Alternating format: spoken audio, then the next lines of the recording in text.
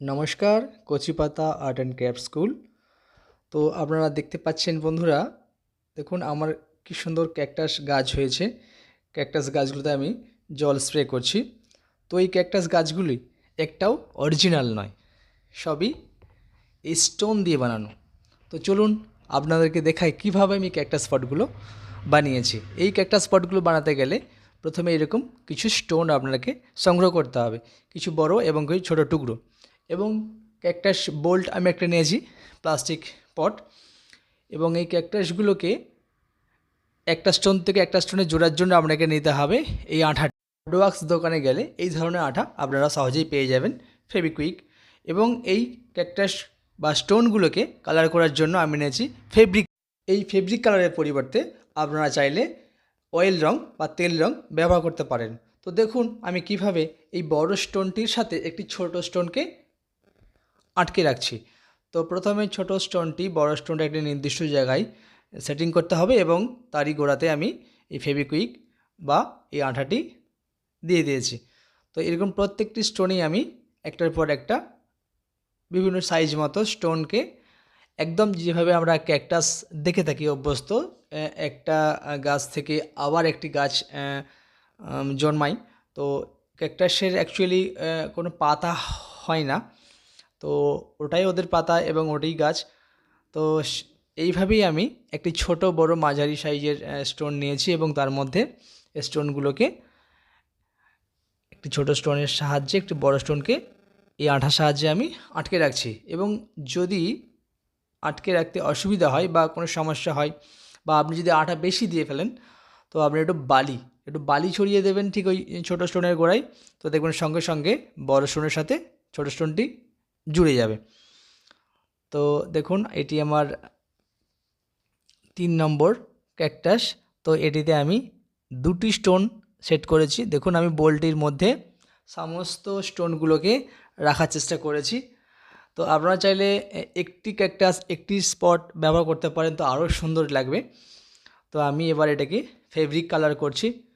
তো স্টোন আপনারা চাইলে প্রথমে একটু প্রাইমার মানে যে কোনো হোয়াইট রং দিয়ে দিতে পারেন, তারপরে আপনারা রঙিন কাগজ রঙগুলো দিতে পারেন।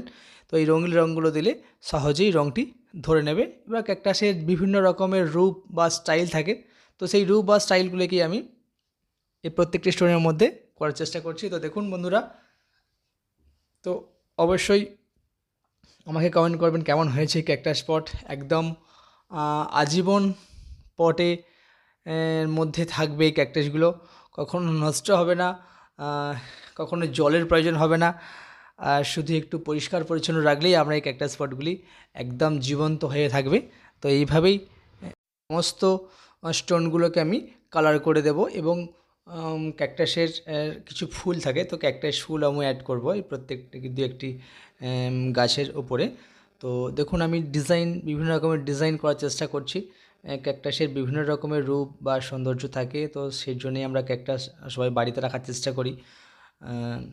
তো ঠিক সেইভাবেই আমি এরকম অনেকগুলো ক্যাকটাস আমি বানাতে চাইছি, যাতে আপনারা দেখে খুবই আনন্দিত পান। এবং এই ধরনের ক্যাকটাস বাড়িতে রাখলে কোনো সমস্যা নেই, কোনো হাতে কাটা ফোটার ভয় নেই, কিন্তু সৌন্দর্যর কোনো তুলনা নেই, খুবই সুন্দর দেখতে লাগবে।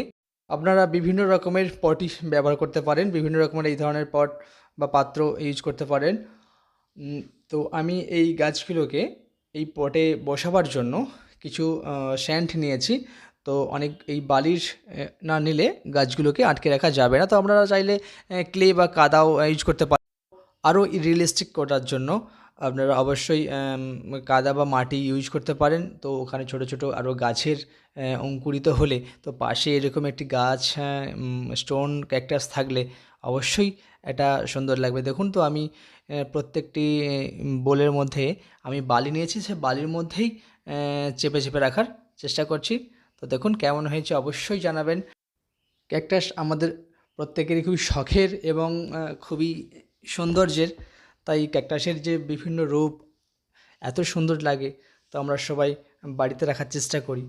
তো এই ধরনের বিভিন্ন কোয়ালিটির ক্যাকটাস বেশ কস্টলি, অনেক দাম হয়ে থাকে।